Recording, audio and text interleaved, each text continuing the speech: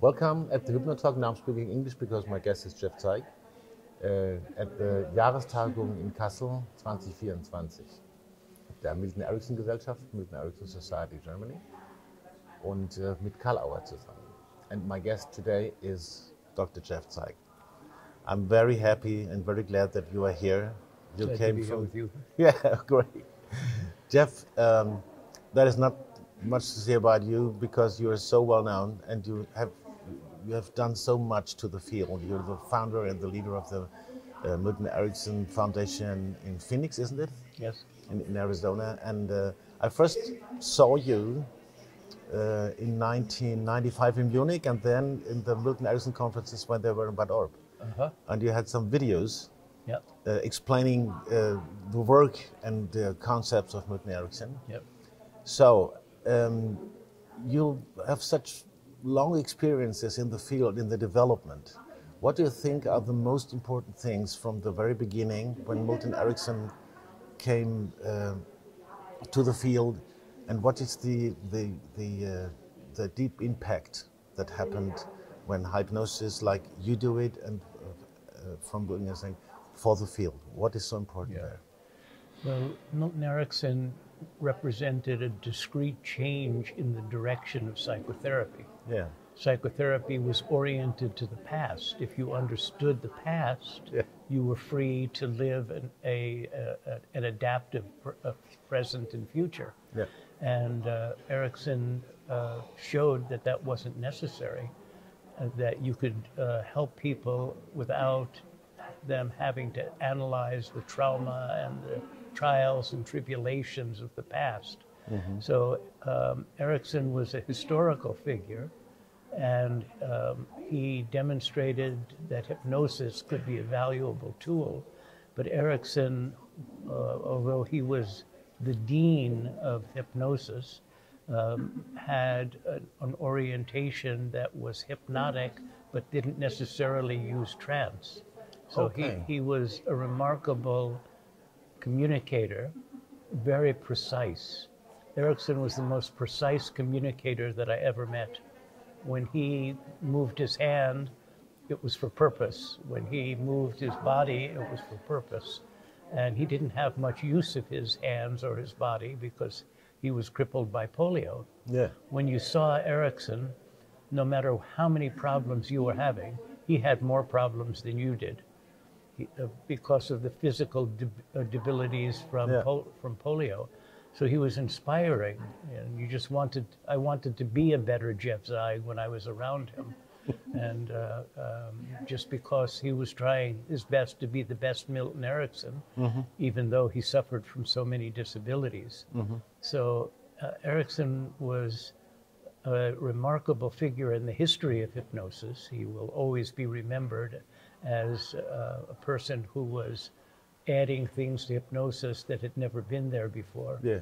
But to me, he was an inspirational human being. He just, I wanted to spend as much time as I could around him because I just felt better about myself when I was with him. You wrote some books, a lot of books, on the work of Erickson, on the development as you brought it to the future to have new ideas on using hypnosis.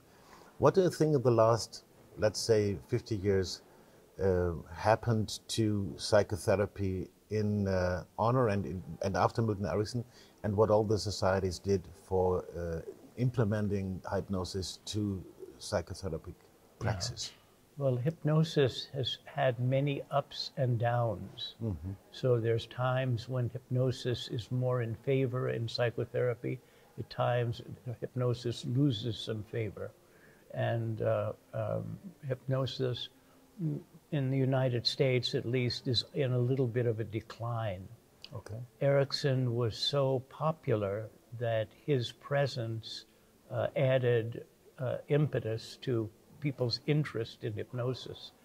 And so I'm sure that hypnosis will have a resurgence because it seems to operate on a sinusoidal wave going up and down in interest. And hypnosis is a form of influence. And the way that I'm trying to add to the field now Yes. is to look into the influence of other forms of communication, Okay. music, theater, movie making, dance. These are all forms of influence communication. You're not trying to give people facts, you're trying to establish an experience that's transformative to people. And hypnosis is more similar, I think, to art than hypnosis is similar to science. There's a science of hypnosis that needs to be studied, but in the practice of hypnosis, if you can use your media literacy, and then I think you have an advantage. Hypnosis brings something to psychotherapy that psychotherapy has not paid a lot of attention to. How do you improve interpersonal influence? You talked about art. This is very interesting. So you say that there are many media and many chances to bring hypnosis to the communication and to make it more effective, say. What do you think about training then? I mean, the development is going on, and you did a lot of training and do still.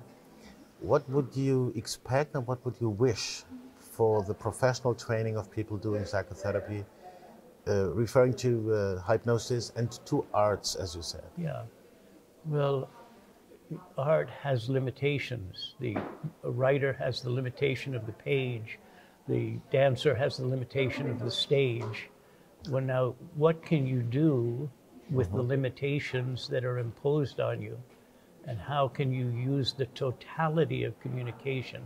Hypnosis has taught me how to use the totality of communication, how to use tone and tempo and emphasis and proximity and gesture and posture to have an effect.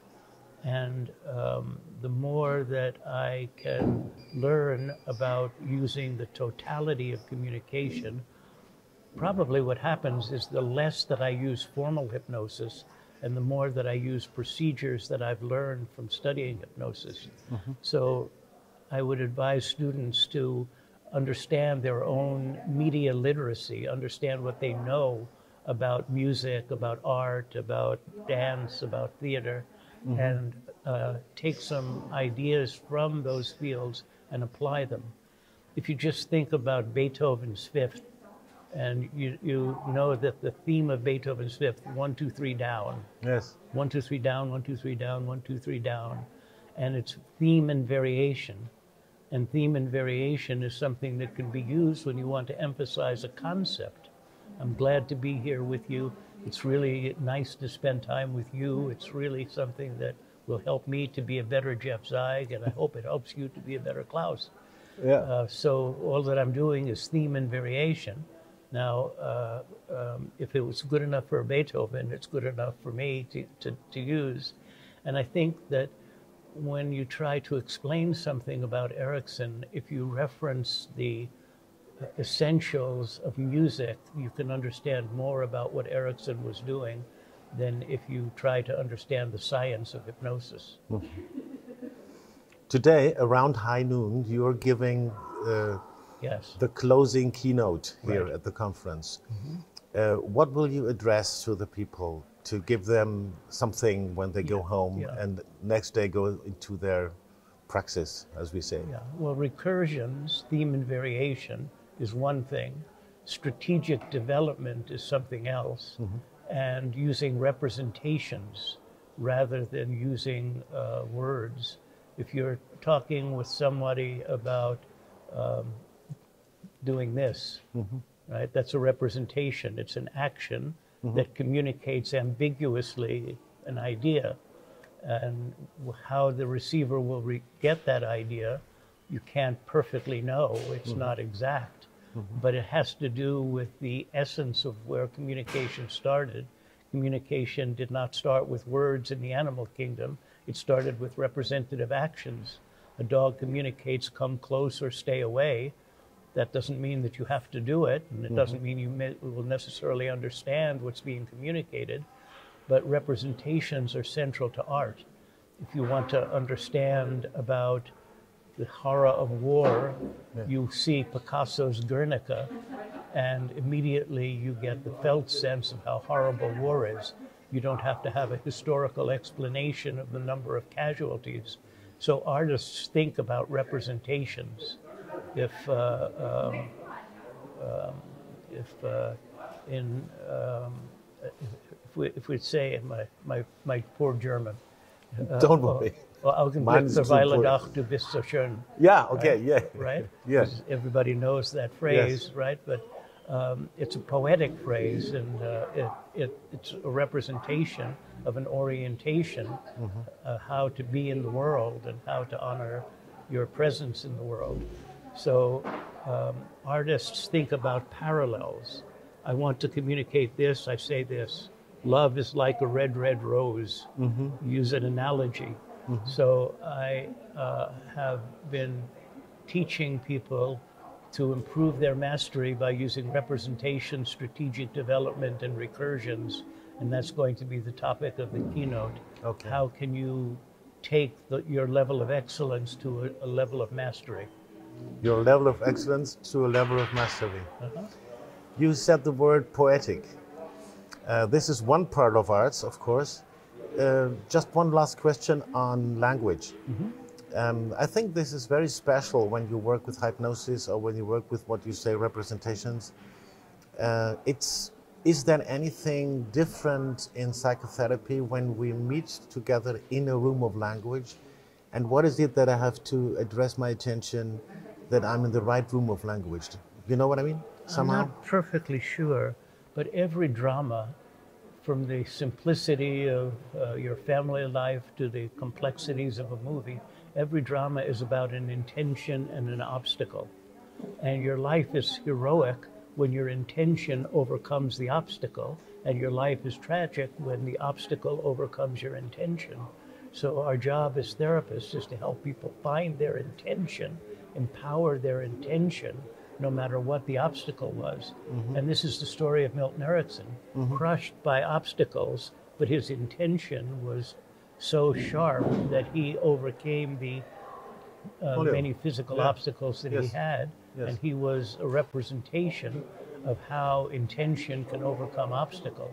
So therapy can reduce itself to a formula that's understood in literature and movies, in every drama that is known to man and women. That intention needs to be strengthened, even in the face of very difficult obstacles. Jeff, it's so wonderful that you're here and that I can learn from you in a short talk. But I think maybe you expected some question and it didn't come. Is there any question you expected to come or you would like to be asked and I didn't do that? No, so you can do it yourself. I think the idea is to inspire people to learn and inspire people to bring out the best in themselves. Yes. And if I added a little impetus to people's drive to excel and be better human beings, then I think that we've accomplished something important if we even reach a few people with that message. And if my enthusiasm about Erickson is boundless, it never ends. Even though Erickson died in 1980, I continue to learn things about Erickson even today. So if we encourage people to look into the literature and study something about Erickson, they'll find something inspirational that they can bring into their lives. You have a big edition on Milton Erickson's scripts and books and whatever he did with your company. Thanks for all the work you did. Thanks that you came here to Kassel and that you came here to the Hypno Talk, as we tell it, as we call it. And I'm happy that you will give me the closing keynote, and I will listen to that. Thank you. You go back a long way. It's a pleasure to be with you. All the best for you. Thank you. Jeff Zeig beim Hypno Talk in Kassel bei der Milton Erickson Gesellschaft Jahrestagung bei Karl Auer. Vielen Dank. Thank you, Jeff.